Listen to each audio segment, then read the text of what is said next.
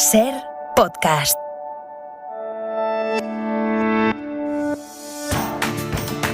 La Ventana, con Marta del Vado.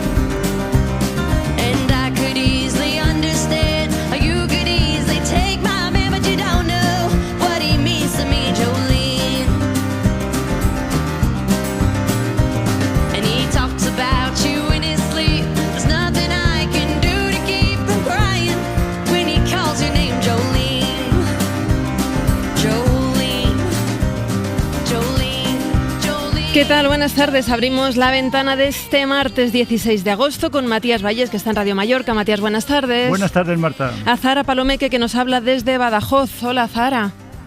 Hola, Marta, ¿qué tal? Y Pablo Ordaz, que hoy está en Radio San Sebastián. ¿Qué tal, Pablo?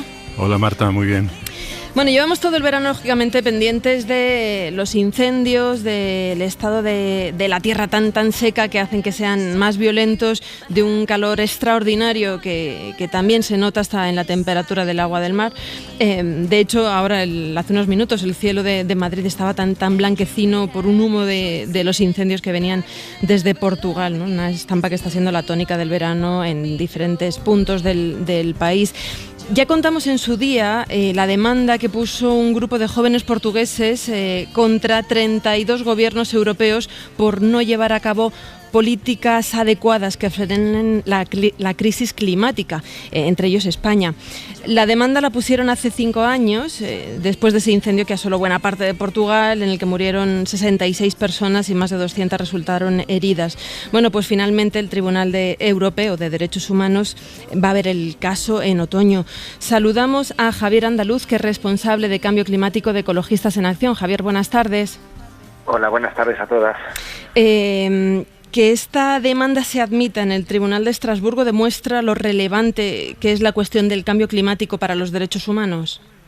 Sí, lo demuestra claramente, es decir, además se da en una ola de litigaciones climáticas precisamente por esta insuficiencia frente a la emergencia climática, y ver cómo el Tribunal Europeo de Derechos Humanos, en este caso, admite una denuncia de estas características frente a 32 países para enfrentar el litigio climático es sin duda una muestra clara de la preocupación internacional que se está produciendo por esta inacción que estamos viendo de los distintos gobiernos a afrontar las medidas que está indicando la ciencia que serían necesarias para enfrentar la emergencia climática.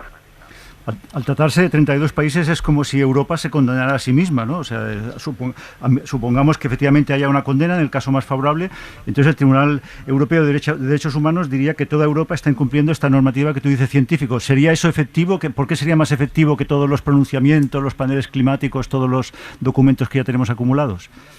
Pues porque los rangos de derechos son distintos, es decir, aquí apelamos directamente a un poder del Estado, ¿no? Que es el caso de este caso es el poder judicial, que tiene capacidad de influir sobre el poder legislativo, y sería muy relevante en el sentido de que lo que marcaría es, de alguna forma, si el fallo se produjera y en la medida de que tendremos que ver ese fallo y que establece, pues marcaría precisamente una cierta obligación legal a estos 32 países para incrementar los objetivos que ya tienen puestos, ¿no? Javier, tenemos unas... Sí. Sí, perdona. Cuando hablas de inacción, ¿a qué nos estamos refiriendo? Por concretar un poco. Por concretar, con claridad, ¿no? Si vemos, esto no lo decimos nosotros, lo dicen las instituciones científicas, los países han presentado como la tercera parte de lo que tendrían que hacer en las obligaciones de reducción y de recorte de las emisiones de gases de efecto invernadero, ¿no? Un ejemplo claro, que es el que nos atañe, el caso de España, que está planteando una reducción de las emisiones de en torno al 23% de gases de efecto invernadero para el año 2030, debería de alcanzar, si aplicamos lo que está diciendo la ciencia, una reducción que superara el 55% de las emisiones en el año 2030, ¿no? Esto es un poco a lo que nos referimos como inacción. Si bien es cierto que se avanzan algunos pasos y que estamos mucho mejor de lo que estábamos hace unos años, la realidad es que esto es insuficiente y es con bastante claridad insuficiente tanto a nivel europeo como a nivel global, ya que nuestras emisiones siguen subiendo, ¿no? Entonces, esto es lo que consideramos un poco la inacción frente a la emergencia climática, pero también en otras particularidades, no solamente ese recorte de emisiones, sino esas medidas de adaptación, es decir, cómo enfrentamos las consecuencias de cambio climático, que todavía no son lo suficientemente grandes y profundas como para abordar, bueno, pues problemáticas como, por ejemplo, las sequías que estamos viendo, las olas de calor, etcétera. Javier, ¿cuál podría ser el resultado? O sea, si la sentencia fuera favorable, ¿qué crees tú que se puede conseguir con iniciativas así? Pues es muy difícil saberlo porque habría que ver la característica del fallo. Sí que tenemos algunos ejemplos en otros países, ¿no? Uno de ellos es el caso de Urgenda, que obligó al gobierno holandés a revisar toda su normativa climática e incrementar los objetivos de reducción de gases de efecto invernadero que planteaba en esos momentos.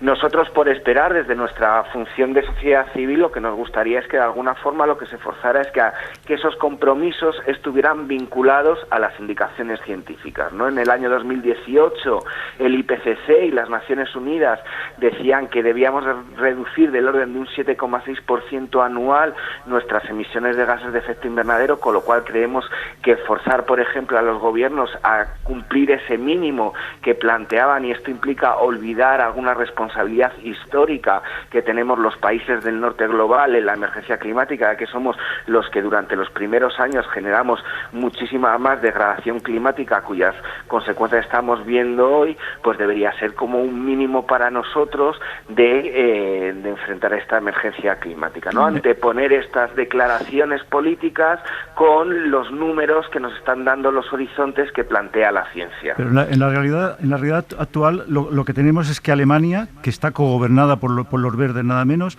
vuelve al carbón y va a poner en marcha las centrales nucleares. Yo lo que te quería preguntar es si, una vez, desde luego, el reconocimiento a que habéis iniciado una vía judicial que hasta ahora no estaba explorada, si habéis notado el nerviosismo de los estados afectados por esta acción judicial y si os han planteado algún tipo de negociación, de una resolución fuera de los tribunales. Bueno, pues en estos momentos no hemos visto que haya esa voluntad de negociación por parte de los gobiernos, y lo que estamos viendo, yo creo que apuntabais bastante en ello, es como precisamente con esta nueva crisis que tenemos energética a nivel de Europa por el gas y por otras energías, precisamente vemos gobiernos que están dando pasos atrás, ¿no? No solamente el caso alemán, sino por ejemplo el resurgir de proyectos gasísticos como el MISCAT, que van muy en la contra de la emergencia climática. Que esto no solamente nos hace ver que de alguna forma no se están poniendo todas las medidas que sean necesarias para hacer esta transición energética hacia fuentes de energía renovables y un menor consumo que necesitamos, sino que nos está pillando sin los deberes hechos, a pesar de los que los teníamos que haber hecho hace 20 o 10 años, ¿no? Entonces, ahora vemos cómo este incremento del precio del gas nos ata más a un horizonte fósil, pero la realidad es que durante todos estos años no se han hecho ni las inversiones ni las transformaciones que ya sabíamos que teníamos que hacer, y deja entrampados a gobiernos que tienen que dar respuestas no solamente a la crisis climática, sino a un montón de condicionamientos sociales que están por detrás, ¿no? Entonces, precisamente fallos judiciales como estos lo que nos permitirían es precisamente acelerar esta prevención y esta transformación que necesitamos de una forma urgente. Javier, esta demanda de los jóvenes portugueses se suma a otras que han puesto, por ejemplo, estoy pensando en un alcalde francés que también demandó a su propio gobierno para abordar pues todo este colapso climático, el de unas ciudadanas suizas también ante el Tribunal de Estrasburgo. ¿El cúmulo de demandas civiles, digamos, aumenta las posibilidades de que prosperen? Yo creo que sí. Nosotros también en España, Ecologistas en Acción, Greenpeace, Juventud por el Clima, Fridays for Future, aquí en España, la coordinadora de ONGs y Intermon Oxfam, también tenemos interpuestos un recurso judicial en este sentido dentro del Tribunal Supremo, y esto es muy común en casi todos los países de la Unión Europea que ya están metiendo presión al sistema judicial, poniéndose en el sistema judicial, y creemos precisamente que no solamente debe ser la sociedad civil o la juventud, sino que aquí están afectados un montón de sectores, que en el fondo se une además a esta declaración de el medio ambiente sano y limpio que acaba de hacer las Naciones Unidas como un derecho humano básico, y que deberían de responder todos los estamentos del poder, desde el legislativo hasta el judicial, y precisamente sí creemos que esto incrementa una presión evidente sobre la necesidad de legislar de una forma suficiente frente a la emergencia climática, y animamos a que otros colectivos y otras intereses precisamente entren en esta demanda, porque en el fondo enfrentar la emergencia climática es proteger el futuro, porque sabemos que los horizontes, y lo estamos viendo este año con claridad con el verano tan de extremos, con incendios forestales que estamos teniendo, nos sitúan en un futuro bastante desesperanzador, y especialmente si no limitamos esa temperatura global muy por debajo de los 2 grados y a ser posible en 1,5 grados. Javier, la demanda va lógicamente contra los estados, pero no sé qué reflexión a vosotros que estáis en este tipo de colectivos os merece que aquí, por ejemplo, cuando el gobierno está intentando pues unas modificaciones mínimas, por ejemplo, de la temperatura o del apagar los establecimientos o apagar los escaparates, una buena parte de la política, una buena parte también de los ciudadanos, pues se muestran reacios. No está llegando el mensaje, no somos conscientes del todo, estáis fallando también vosotros a la hora de, o los gobiernos, a la hora de asumir responsabilidades. ¿Por qué sucede esto? ¿Por qué todavía no somos conscientes de esta situación tan grave? Yo creo que primero la autocrítica, creo que en efecto nos hace falta a todas las personas, a toda la gente que trabajamos en esta protección del futuro, incrementar ese ejercicio de pedagogía. También nos hace falta acceder a tener una voz muchísimo más relevante la que tenemos, ¿no? Vemos además en este caso, por ejemplo, de la normalización de las temperaturas, que además venía de una normativa anterior en centros comerciales y demás, como precisamente se pueden estar dando voces y generando conflictos en cuestiones que no generan tanto conflicto social y mostrando mayores discrepancias de las que realmente existen, ¿no? Pero es evidente que sí que es necesario hacer un ejercicio de pedagogía adicional, y que no podemos a estas alturas discutir cuestiones tan básicas como tener unas temperaturas razonables y no que haya diferencias y gradientes térmicos de 20-30 grados con el enorme consumo energético que todo esto supone, ¿no? Y quizá estemos poniendo el foco mucho en el individuo y en las políticas más individuales, sin ver con claridad cómo no es solamente una cuestión puntual de la temperatura, sino que es una cuestión general de todo un sistema y un orden económico que premia, por ejemplo, el derroche y el sobreconsumo frente a otras opciones que hay, tanto de alimentación como energéticas, que son mucho más resilientes, que son mucho más capaces de enfrentar la emergencia climática, pero que se ven incapaces de competir en un mercado que está cooptado por la gran concentración, ¿no? Por ejemplo, un ejemplo de esto es el sector alimentario, y ver cómo las grandes empresas de concentración ganadera y agroalimentaria pueden sobre los modelos de agricultura tradicional, y cómo esto tiene un efecto no solamente de cambio climático, de emergencia climática, sino que también tiene numerosos efectos, como por ejemplo del despoblamiento y la pérdida de un tejido productivo a nivel rural, ¿no? Entonces, estas interconexiones a lo mejor necesitan muchísimo más foco, muchísima más pedagogía para enfrentar de una forma más contundente esta emergencia climática y lograr ese rango, esas grandes reducciones de emisiones que necesitamos en estos momentos. Lo que pasa, Javier, es que más allá de el modelo de consumo, del modelo productivo, que es debatible, si hablamos de vulneración de derechos humanos, creo que eso es una línea roja que todo el mundo entiende muy bien, ¿no? Si hablamos que esto nos vulnera los derechos más básicos, ¿de qué derechos estamos hablando? ¿Qué derechos nos debería o se debería pronunciar el Tribunal de Estrasburgo, debería proteger? Pues un poco los que plantea la propia demanda de los jóvenes portugueses, ¿no? Aquí estamos hablando, para empezar, del derecho a la vida, y esto creo que es hora de plantearlo, de que en un escenario futuro un incremento, esto lo dice el IPCC, un incremento en las temperaturas globales ya está amenazando directamente la capacidad de supervivencia de cerca de 3.600 millones de personas. Antonio Guterres, que el secretario general de Naciones Unidas, que dista mucho de ser un ecologista, llegó a afirmar que la inacción significa muertes. Pero hablamos también de derechos sobre la salud, ¿no? Sobre la educación, ¿no? Cómo afectan este incremento de olas de calor y de mayores temperaturas a cuestiones sobre salud a la hora de dormir o de capacidad de tener rendimiento psicológico, emocional, físico para trabajar, y vulnera, pues cuestiones como la proyección de vida, la capacidad que voy a tener para enfrentar o para plantear mi horizonte vital en un mundo en el que pues las cantidades de agua, los eventos meteorológicos extremos cada vez son mayores. Hablamos de los derechos más fundamentales de la vida humana, y eso es precisamente lo que estamos peleándonos en la emergencia climática. Pues Javier Andaluz, responsable de Cambio Climático de Ecologistas en Acción, muchísimas gracias por estos minutos en La Ventana. Muchísimas gracias a vosotras.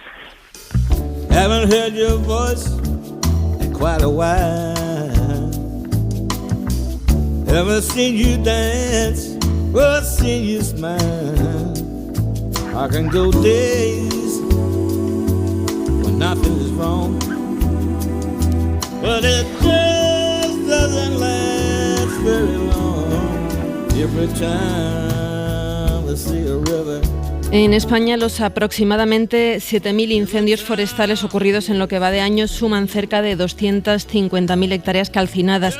Los incendios forestales que están afectando especialmente estos días a la Comunidad Valenciana, Galicia y a Zaragoza. Estamos muy pendientes de lo que está ocurriendo, sobre todo en la Comunidad Valenciana. Esta tarde, el incendio que se inició anoche, en la noche del sábado, en Valdebron, en Alicante, el fuego sigue muy activo, impulsado por el viento, el ambiente seco, lo que estamos comentando, las altas temperaturas en la zona. Ha quemado hasta el momento unas 10.000 hectáreas de terreno. Saludamos a José Soler, que es suboficial coordinador de la Corporación Provincial de Bomberos de Alicante. José Soler, buenas tardes. Hola, buenas tardes. ¿Qué está dificultando las tareas de extinción de este incendio? Bueno, hay varios factores, no es uno solo, siempre son combinaciones de factores. En concreto, las altas temperaturas con un bajo grado de humedad persistentes en los días, tormentas secas que iniciaron el incendio en zonas inaccesibles, y todo eso concatenado pues ha provocado este incendio, esta catástrofe. Hay que dejar de hablar de ola de calor, porque vivimos en una ola ya interminable, y también parece un poco impropio seguir hablando de incendios forestales cuando siempre conllevan la evacuación de personas. Ustedes, señor Soler, ¿están notando que cada vez en los incendios hay más personas desalojadas, es decir, que cada vez hay más implicación de núcleos habitados? Sí, bueno, en realidad en lo que es el interfaz urbano-forestal, desde que se empezó a urbanizar, irse al campo a hacer urbanizaciones, pues la verdad es que sí que hemos estudiado ese fenómeno y cada vez lo tenemos más. Pero en realidad estamos hablando de evacuación de pueblos históricos, porque son pueblos históricos, como puede ser Tolloso, como puede ser Margarida, Alcalá de la Chobada, son pueblos antiguos. En realidad, si te das cuenta, solo tenemos afectado, creo que son 2 urbanizaciones. El resto son pueblos de montaña. En este caso, digamos que no hay nada nuevo bajo el sol. Eso han estado siempre ahí. No sería este el caso. José, hay interfaz. Sí, ¿usted cree que este año ha marcado como un antes y un después en la concienciación social por la crisis climática? Porque llevamos pues muchísimo más incendios que otros años, sumado a una situación de sequía, y además los incendios pues se están multiplicando en otros lugares de Europa también, ¿no? En Francia, en Portugal. Entonces, ¿nota como más conciencia social respecto a este problema o cree que es igual que otros años? Bueno, es que esto ha ocurrido hace poco, entonces quizás a partir de ahora empiece la conciencia social. yo creo que nazca de estos eventos, porque todos estos incendios están cortados por el mismo patrón: sequía, temperaturas batiendo récords. No estamos hablando ni de fuertes vientos ni de cosas extrañas, simplemente temperaturas con unos grados rompiendo límites, techos, que eso ha generado un escenario más propenso. Y claro, y encima lo de las tormentas secas, aquí, por ejemplo, ya llevamos varios años que de vez en cuando viene alguna tormenta seca haciendo su gracia, y es una lotería ya.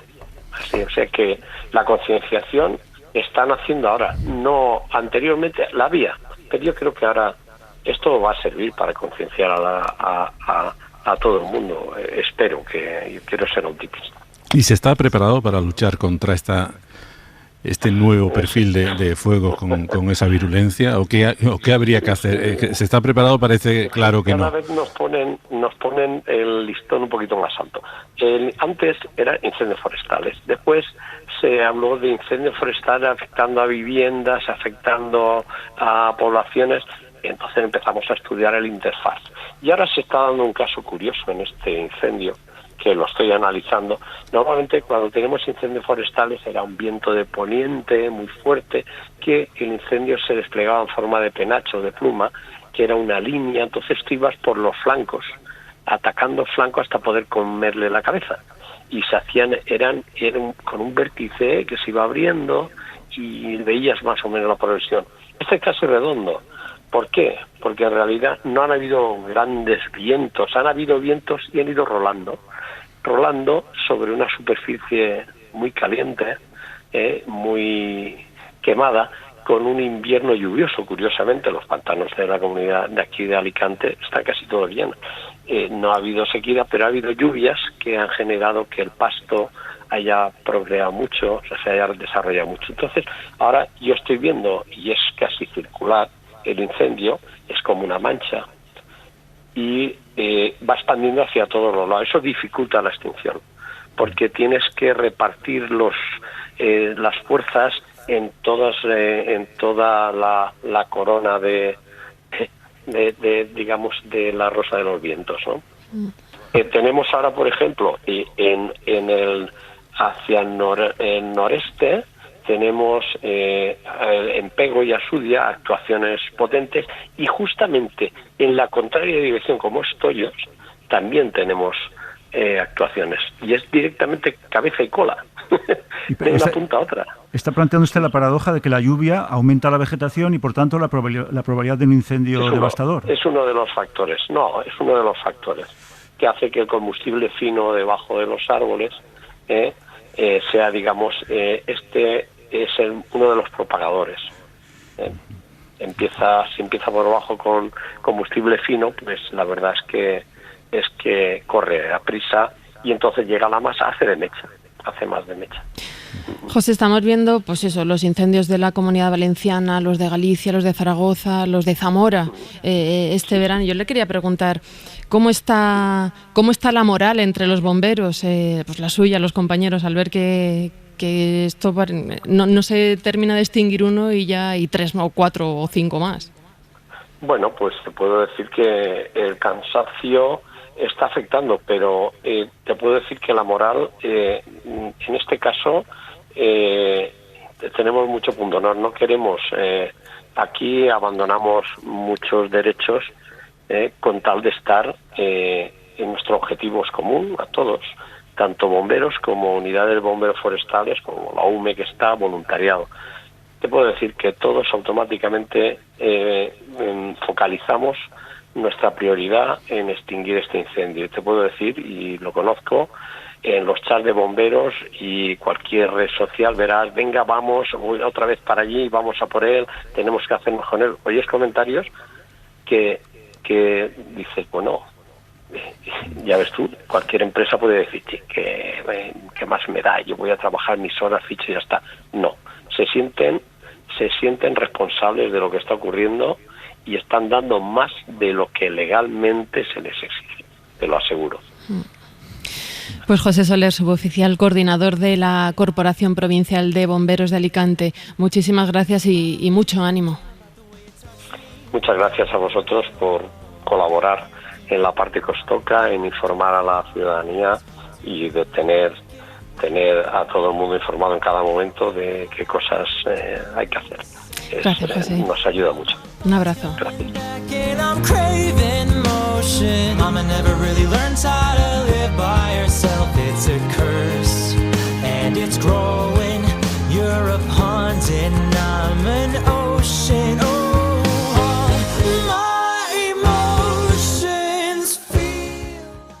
La Ventana con Marta del Vado. Standing in a crowded room and I can't see your face. Put your arms around me, tell me everything's okay. In my mind I'm running round a cold and empty space. Just put your arms around me, tell me everything's okay. Break my bones. Son las 5 menos 25, las 4 menos 25 en Canarias, y aquí estamos tomando café hoy con Matías Vallés, con Azahara Palomeque y con Pablo Ordaz. Y si estáis ahí, ¿verdad? Que como no os veo ninguno. Ahí seguimos. Estamos. Si os digo que a pesar de los incendios, de la sequía, de la inflación, de la crisis energética, si os digo que España marcha bien literalmente, porque el marchador murciano Miguel Ángel López se ha proclamado esta mañana campeón de Europa en los 35 kilómetros marcha, y la marchadora barcelonesa Raquel González ha conseguido la plata en la misma prueba. La marcha es la especialidad que más éxitos ha dado al atletismo español, creo que en su historia, pero no sé si es tan conocida por el público general, y además hay tópicos en torno a ella. Unos creen que, por ejemplo, es una mezcla entre andar y correr, no sé hasta qué punto es así, otros incluso que es antinatural. Vamos a saludar a uno de nuestros entrenadores olímpicos, Jacinto Garzón. Buenas tardes. Hola, muy buenas tardes. Jacinto, estás ahora mismo, de hecho, en Múnich, en el Campeonato de Europa de Atletismo, para arropar a nuestros atletas, ¿verdad? Pues sí, ahora mismo aquí me encuentro en Múnich, viviendo además una jornada pues muy bonita e histórica para nuestra marcha española. Y bueno, pues siguiendo este campeonato muy de cerca, donde esperemos que sigan llegando tantos grandes momentos como el de hoy. Oye, enhorabuena entonces por lo que te toca, ¿eh? Bueno, pues muchas gracias. Yo ya te digo, nuestro equipo de marcha, hoy de España tiene mucha marcha. Hoy hemos conseguido 2 medallas, 2 puestos de finalistas, y ahora también a nivel personal tengo 2 atletas que el sábado toman parte con otros 4 atletas de un nivel altísimo, y a ver si podemos repetir la hazaña de hoy. Y es así, a pesar de los éxitos que nos ha dado y nos está dando la marcha para el deporte español, ¿sigue siendo desconocida para el gran público o cada vez menos? Bueno, cada vez menos, y gracias a Dios España es un referente en esta disciplina. Una disciplina que, fíjate, que en Copas del Mundo es la disciplina que más países diferentes practican. Es decir, la última Campeonato del Mundo por equipos creo que tuvimos un total de 55 países, incluido Oman, que presentó a un equipo de marchadores y marchadoras. Por lo cual esto dice mucho de que una disciplina muy diversa. Pero es verdad que luego en otros países, incluso en España, en algunas zonas donde no es tan practicada, pues no se conoce, o a veces hay ciertos tópicos que le hacen a veces mal y no es entendida, cuando al final es un medio de locomoción tan primitivo y tan natural como el caminar. Por el carácter que se nos asocia a los españoles, Jacinto, tendríamos que ser más de correr en cualquier dirección que de marchar. Sin embargo, en carrera no tenemos muchas medallas, y en marcha somos unos triunfadores desde hace años. ¿Por qué es esto?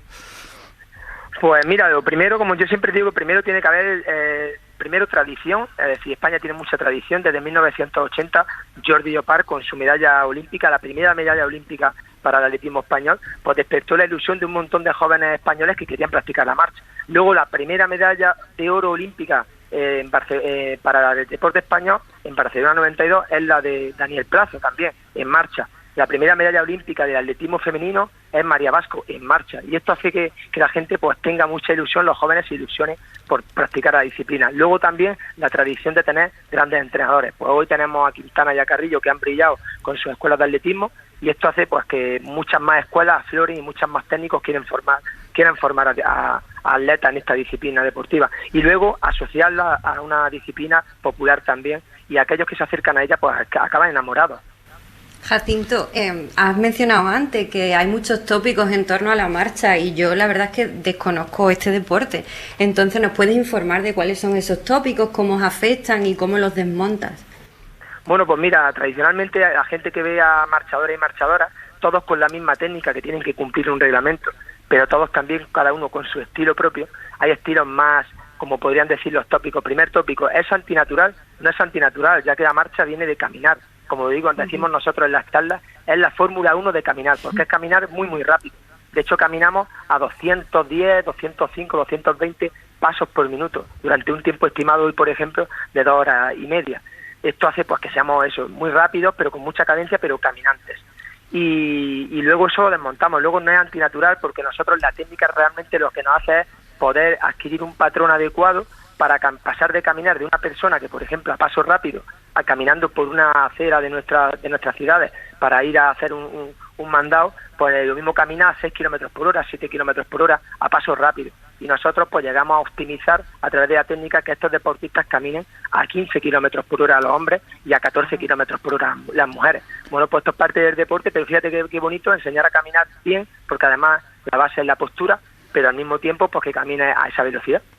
Jacinto, a mí me llama la atención que siendo una disciplina, ¿no?, que cosecha tantos éxitos, no se les ve. Quiero decir, ¿dónde entrenáis? O porque por la calle se ve a mucha gente haciendo footing, ¿no? Gente que luego seguramente pues no se va a federar, no va a correr, no va a hacer atletismo, ni siquiera maratones. Pero a vosotros no se os ve por la calle, ¿no? ¿Solo entrenáis para competir? ¿Cómo es esto? Pues mira, es verdad, hay una cosa ahí también que además vinculo con el tópico que hemos dicho antes. Realmente se ve a muy pocos marchadores de marcha atlética practicando esta disciplina por la calle, a pesar de que nuestro medio de entrenamiento habitual es el asfalto, es la carretera, pero es cierto que decimos que es quizá la actividad física más practicada del mundo, porque un montón de gente sale a caminar prescritos por los doctores o porque quieren reducir su IMC o su peso o mejorar su composición corporal, por lo cual todo el mundo está practicando la caminata o alguna vez en su vida tiene que practicarla, pero nosotros utilizamos mucho el asfalto, buscamos carreteras que sean poco transitadas por vehículos.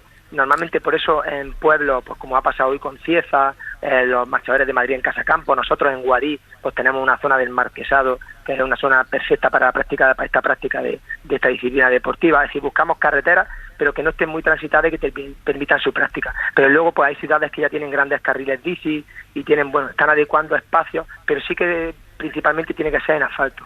Otra ventaja de los marchadores es que son muy longevos, ¿no? Miguel Ángel López ya es un treintañero avanzado y cuando se hacen mayores pasan, por ejemplo, de los 20 a los 35 kilómetros. ¿Esto es así? ¿Un marchador puede funcionar hasta los 40 años, por ejemplo? Pues sí, tenemos también el claro ejemplo, ya no solo con Miguel Ángel, como un gran campeón hoy, sino el ejemplo de Jesús Ángel García Bragado, que a 8 Juegos Olímpicos, el atleta con más participaciones, cumplía en Tokio con 52 años. La marcha tiene eso también bueno, que es un deporte de resistencia, una disciplina de resistencia, por lo cual hoy en día hoy hemos tenido nuestros maratonianos ayer que incluso con 38, 39, 40 años algunas de nuestras maratonianas conseguían sus mejores marcas personales, y en marcha pasa lo mismo, podemos conseguir nuestros mejores resultados deportivos en esa etapa de nuestra vida, pero además de eso, porque se está optimizando los sistemas de entrenamiento, como no tiene tanto impacto a nivel articular en la rodilla, porque no es una sucesión de saltos como la carrera, sino una sucesión de pasos muy rápidos, pues podemos ser más longevos. Ya te digo, hay gente que incluso deja la carrera y al final pues se vincula a la marcha popular, porque a través de la marcha siguen practicando deporte. Claro. Y si tienen el gusanillo del deporte de competición, pues las categorías máster. Jacinto Garzón, entrenador olímpico de marcha atlética, muchísimas gracias y mucha suerte para las pruebas que faltan. Bueno, pues muchísimas gracias. Esperemos que el 20 kilómetros nos salga igual o mejor que todavía, hoy, claro que sí.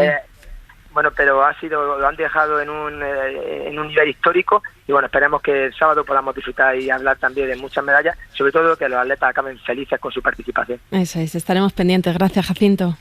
Muchas gracias. Otro deporte de moda es la escalada.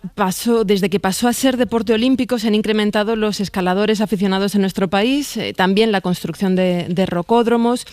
Y que Alberto Ginés, nuestro escalador cacereño, ganara el oro en Tokio hace 2 años y antes de ayer, creo, el domingo, ganara el bronce en el Campeonato de Europa, pues eso ayuda a dar visibilidad a este deporte. Javi González, profesor y guía de escalada en el rocódromo Sharma Climbing de Madrid. Javi, buenas tardes. Buenas tardes. ¿La escalada es el nuevo running, el nuevo crossfit, el nuevo deporte de moda? O sea, lo podemos definir de esa forma.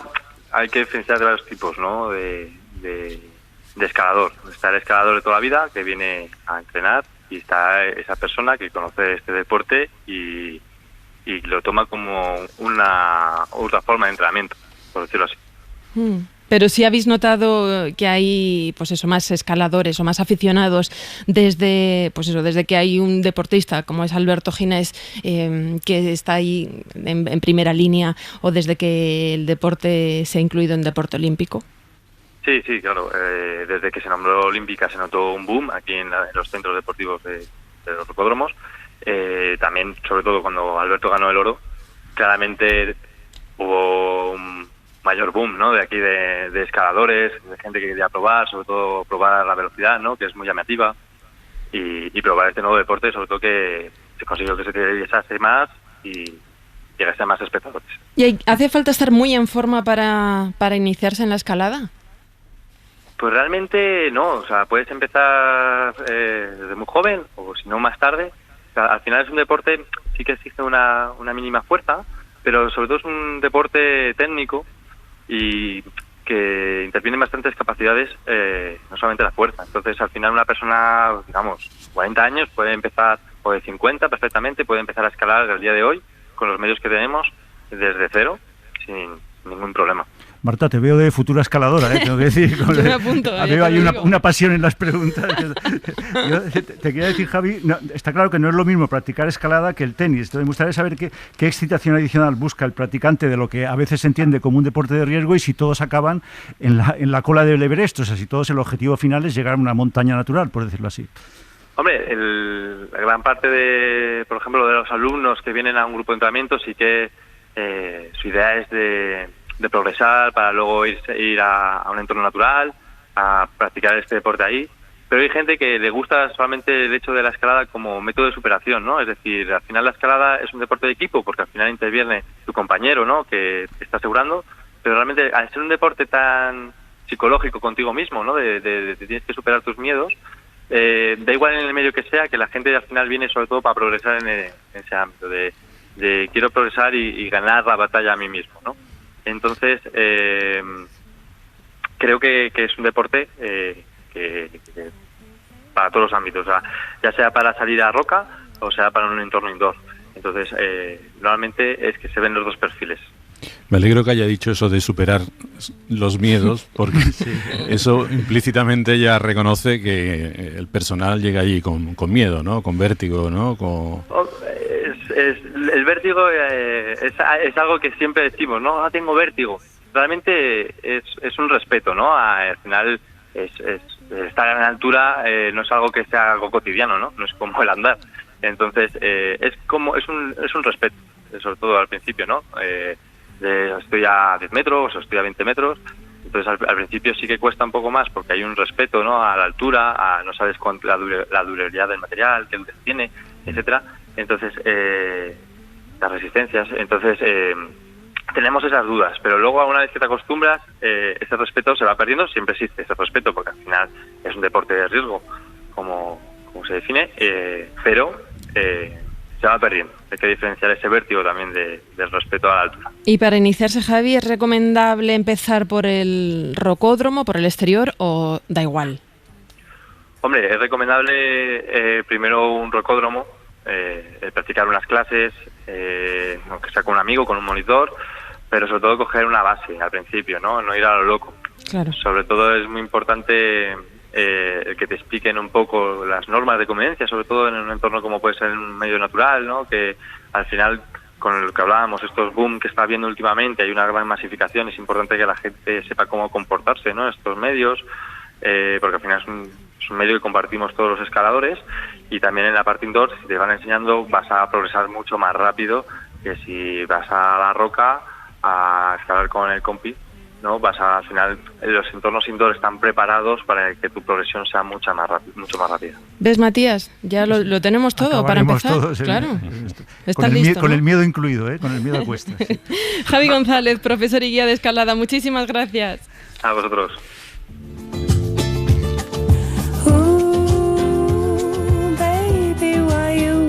So long, don't you come on, yeah.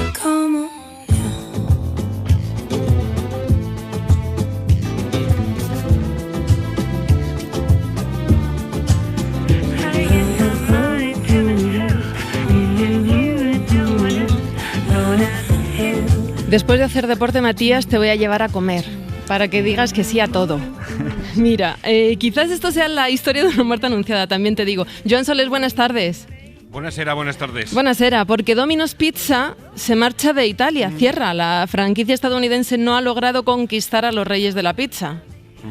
Pues era previsible, Marta. En el país por excelencia de la pizza, las franquicias pizzería no tienen nada que hacer o poco. Han fracasado, salvo en algunos lugares turísticos, porque allí pues acuden turistas, no italianos. La franquicia americana de pizza italiana ha resistido aquí 6 años, esta franquicia, que es mucho. Al final cierra con 10 millones de deuda impagable. Para comer pizza, los italianos no van o no la piden a una franquicia, acuden a la pizzería más cercana, generalmente con horno de leña, pasta de harina blanca tipo 1 de óptima calidad e ingredientes frescos, pizza finísima, suave. ¿Dónde se ha visto pizza con pollo o pizza con piña? Es como la italiano, es como la paella con chorizo. Exactamente. De un italiano imposible. Y sobre todo, Joan, querido Joan, ¿quién va a Roma o a Venecia o a Nápoles a comer pizza Domino's, ¿no?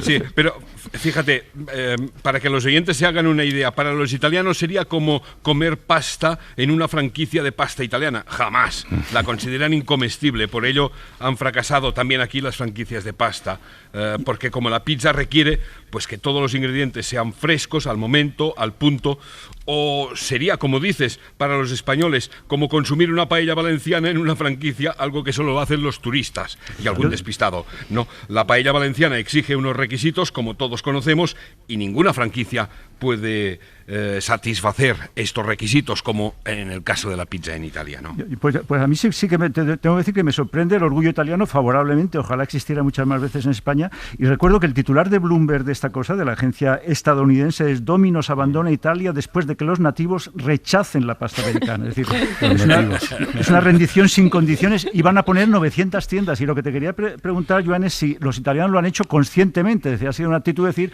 no vamos a admitir que entre aquí una pizza con piña, por ejemplo. No, forma parte de la forma de ser de los italianos. Por ejemplo, te pongo un ejemplo clarísimo. El café en Italia es siempre buenísimo, incluso en la autopista, ¿no? Sí. Bueno, pues una cafetería o un establecimiento en una autopista que no haga buen café tiene los días contados, tiene que cerrar. Es indiscutible, ¿no? Un café aquí cuesta entre 80 y €1, entre 80 céntimos y €1. Bueno, pues por ese precio tienes un café magnífico. Si el café no lo es, sencillamente el establecimiento se ve obligado a cerrar. Creo que también, ¿no? En alguna franquicia ha tardado en abrir, y yo creo que tampoco va muy bien, ¿no? Con el café, te lo iba a decir antes, ¿no? Es un poco un suicidio, ¿no? Intentar enseñar a hacer café o mejor que en Italia, ¿no? Igual que en el caso de la pizza, ¿no? En España hay algunos establecimientos que empiezan a hacer un café realmente exquisito, pero por lo general, en general, el café es bastante malo. Sí. En Francia también, en muchos países europeos, ¿no? En Italia es una exquisitez, ¿no? Sí. Bueno, lo que pasa es que, claro, la franquicia americana alega, pues eso, competencia feroz. Bueno, no es un problema de competencia, es un problema de calidad. Ninguna franquicia puede competir con la calidad de los pizzeros italianos, que son básicamente verdaderos artesanos, verdaderos artistas al pie del horno, ¿no? Donde hay un buen pizzero, no hay franquicia que resista, ¿no? Lo de Joan con la pizza sí que es pasión, y no lo mío con la escalada, Matías. Sí, ahí también veo una implicación sospechosa. Sí. No, claro. Decir, si estos afectados, estos pizzeros que estás defendiendo con tanto entusiasmo y que por supuesto lo merecen, ellos respondieron con las mismas armas norteamericanas, es decir, saturaron el mercado con sus productos, poniéndolo al alcance de los consumidores a través de las plataformas famosas, ¿no? Incluida la española Globo, ¿no? Es decir, os vamos a derrotar en vuestro territorio, en el terreno que vosotros habéis implantado. Sí, es cierto. Esto ha sido básicamente durante la pandemia, ¿no?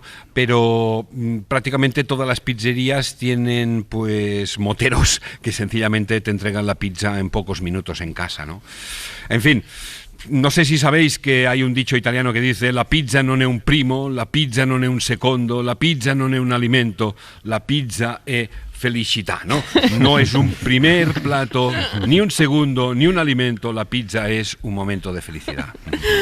Joan Soler, muchísimas gracias. A vosotros, buenas tardes, buenas un besazo. Gracias.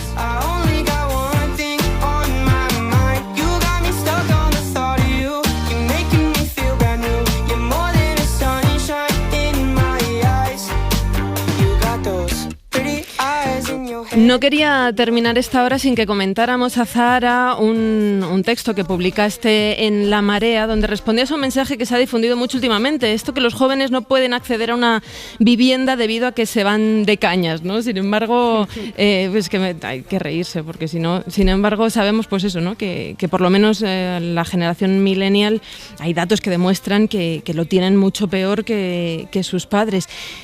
Esto de estigmatizar el ocio de los jóvenes en lugar de hacer, no sé, hincapié en los datos, ¿por qué? ¿Tú reflexionabas sobre ello?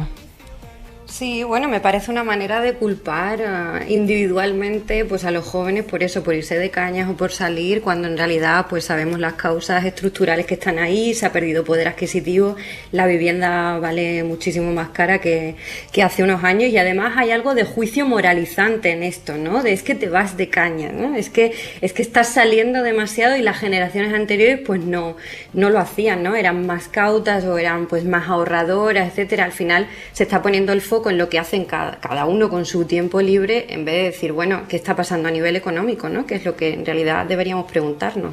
Es que esta cosa de que no pueden acceder a una vivienda porque se van de cañas es al revés, se van de cañas porque no pueden acceder a una vivienda. Es decir, esa es la situación, se les ha descolgado del mercado inmobiliario. Si hoy cogemos al azar, y esto es muy triste decirlo, una persona de 30, 35, incluso 40 años y una de 70, ¿cuál es la probabilidad de que sea una más rica que la otra? Sin duda, por probabilidad, la de 70 estará en mejor situación patrimonial que la de 40. Es decir, se está creando aquella situación tan famosa que también aborda Azahara, de que viviremos peor que nuestros padres. Lo que te quería preguntar, Azahara, es si lo que se ha llamado la gran dimisión, es decir, los jóvenes que dicen, bien, pues no participamos en la carrera de consumo, no vamos a aspirar, no vamos a hipotecarnos, si es la respuesta a esta situación.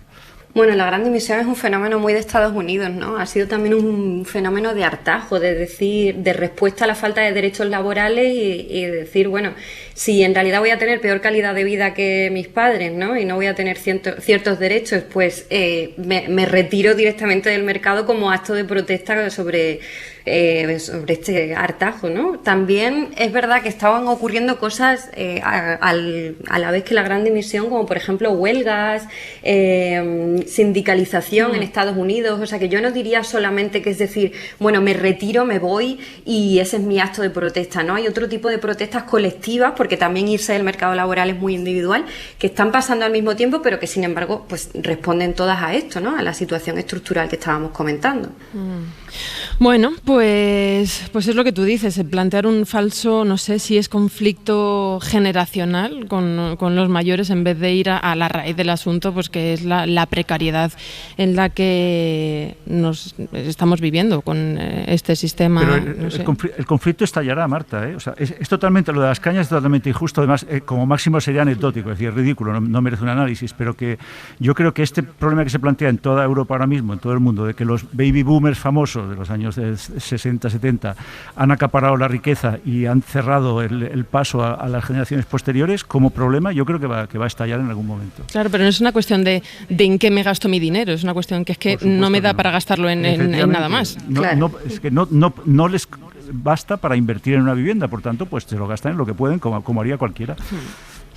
Bueno, Azahara Palomeque, Matías Vallés, muchísimas gracias. Mañana seguimos, y Pablo, tú y yo también en La Contraventana, ahora en un ratito. Nos quedamos. Muchas gracias. Un besazo. Muchas gracias, un abrazo.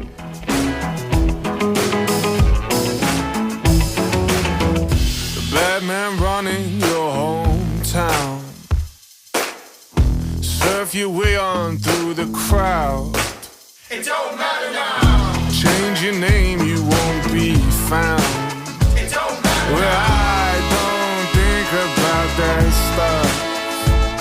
No, I don't think about that stuff. Suscríbete a La Ventana. Todos los episodios y contenidos adicionales en la app de Cadena SER y en nuestros canales de Apple Podcast, Spotify, iVoox, Google Podcast y YouTube. Escúchanos en directo en la SER de lunes a viernes a las 4 de la tarde. Cadena SER. La radio.